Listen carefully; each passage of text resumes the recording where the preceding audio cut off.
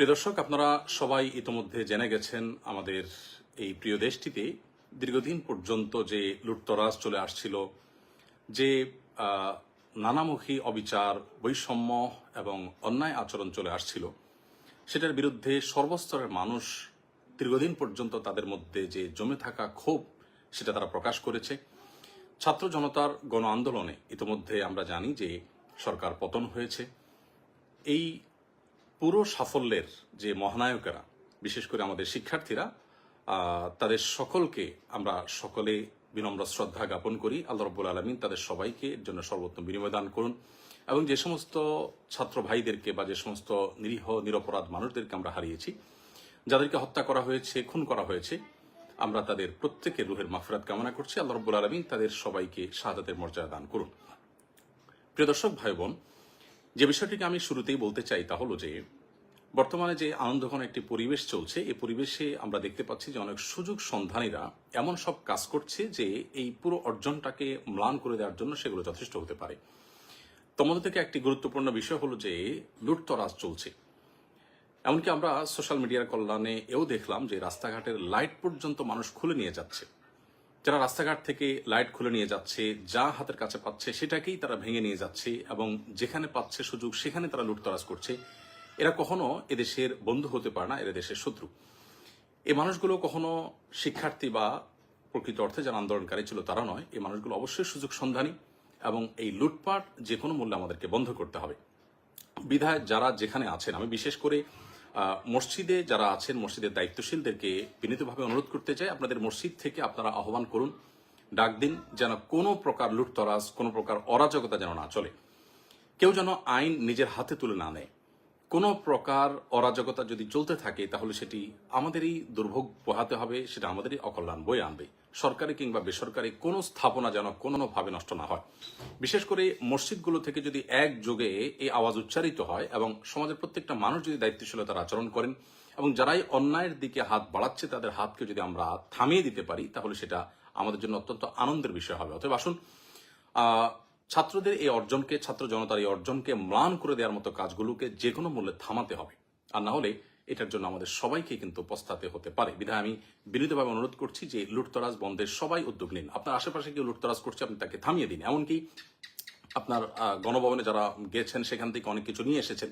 এটি মুসলিম সুলভ আচরণ নয়, এটা কোনো নীতিবান, কোনো আদর্শবান মানুষের কাজ নয় যে আপনি সেখানে রাষ্ট্রীয় সম্পদ যেগুলো আছে এগুলো তো রাষ্ট্রের সম্পদ, আপনার ট্যাক্সের কেনা টাকা জিনিস, এই দেশের জনগণের জিনিস। অতএব আপনিও যদি সেটা দিন শেষে লুটতরাজ করেন তাহলে লুটতরাজকারীদের সাথে আপনার পার্থক্যের জায়গাটা কি থাকলো? আমি আবারও বলতে চাই অত্যন্ত বিনয়ের সাথে যে প্লিজ সবাই যার যার জায়গা থেকে শান্তি বজায় রাখুন এবং সবাই শান্ত হন।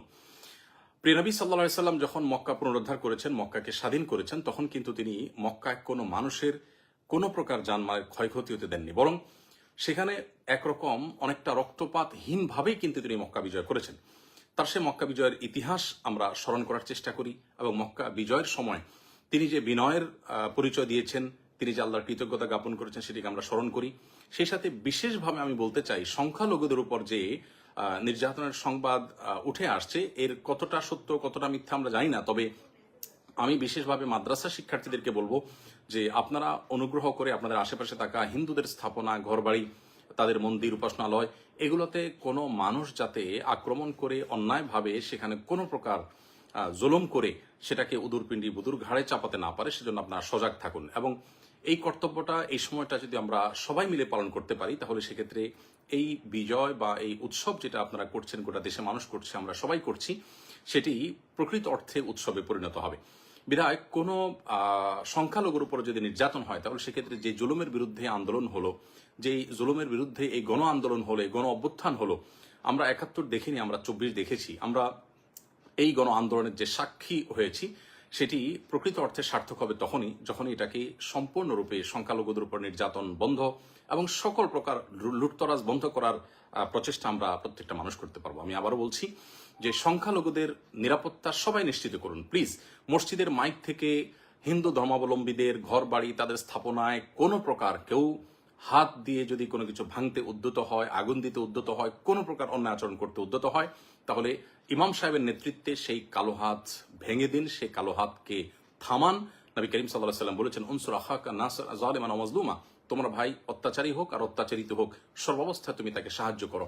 অত্যাচারিত যে, তাকে সাহায্য করার অর্থ তো খুবই পরিষ্কার, যিনি অত্যাচারী তাকে সাহায্য করার অর্থ হলো তার অত্যাচার থেকে তার হাতটাকে বন্ধ করে দেওয়া, থামিয়ে দেওয়া, অর্থাৎ তার অত্যাচারকে বন্ধ করার উদ্যোগ নেওয়া। অতএব আসুন, প্রতিটা মসজিদের মাইক থেকে সংখ্যালঘুদের রক্ষা, তাদের প্রতি অন্যায় আচরণ যাতে কোনোভাবে না হয় সেগুলো আমরা সতর্ক করি, প্রত্যেকটা মানুষকে সজাগ করি, সবাই যেন চোখ কান খাড়া রাখি, এবং সেই সাথে বিশেষভাবে যত প্রকার লুটতরাজ হচ্ছে বা হয়েছে এগুলো যেন বন্ধ হয়।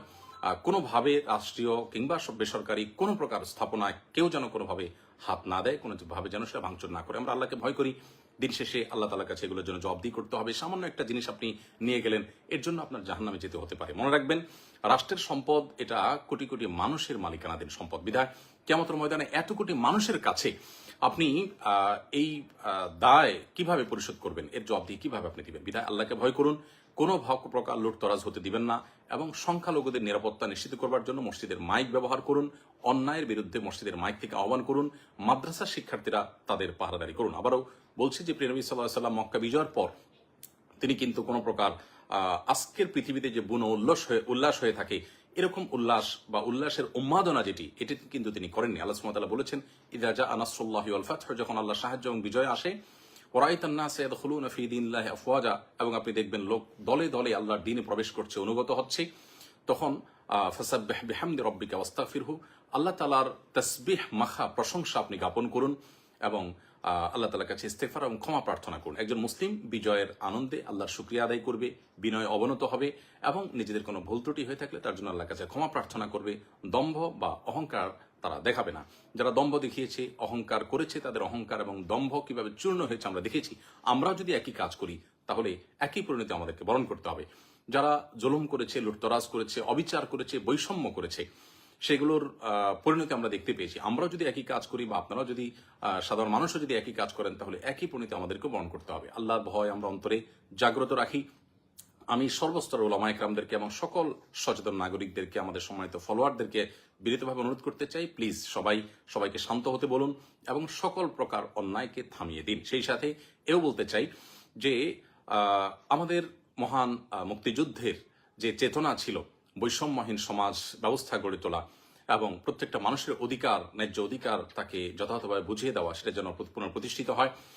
কোনোভাবেই যেন আমাদের এই দেশে ধর্ম বিদ্বেষী এবং মুসলমানদের প্রতি বিশেষভাবে বিদ্বেষ লালন রাখে, এই সমস্ত মানুষগুলো যাতে কোনোভাবে বর্তমান পরিস্থিতিতে কোনো প্রকার সুযোগ সুবিধা নিতে না পারে। অন্তর্বর্তীকালীন সরকার হোক বা পরবর্তী পদক্ষেপগুলো হোক, সেগুলোতে এদেশের মানুষের ধর্মীয় বিশ্বাস, এদেশের মানুষের মূল্যবোধের প্রতি শ্রদ্ধাশীল আছে, সেই মানুষগুলো যেন দায়িত্বে আসে, সেটি হলো এদেশের কোটি কোটি মানুষের প্রাণের দাবি। অতএব আমরা সেই দাবিটাও যার যার জায়গা থেকে উচ্চারিত করব এবং প্রিয় স্বদেশকে আল্লাহ রাব্বুল আলামিন নিরাপদে রাখুন, ভালো রাখুন, শান্তিতে রাখুন, আমরা সে দোয়া করছি।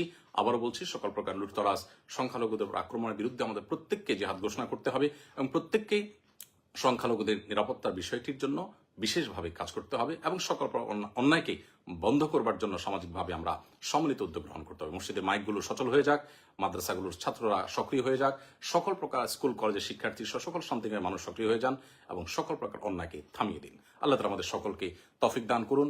জাযাকুমুল্লাহ খাইর। আসসালামু আলাইকুম ওয়া রাহমাতুল্লাহি ওয়া বারাকাতুহু।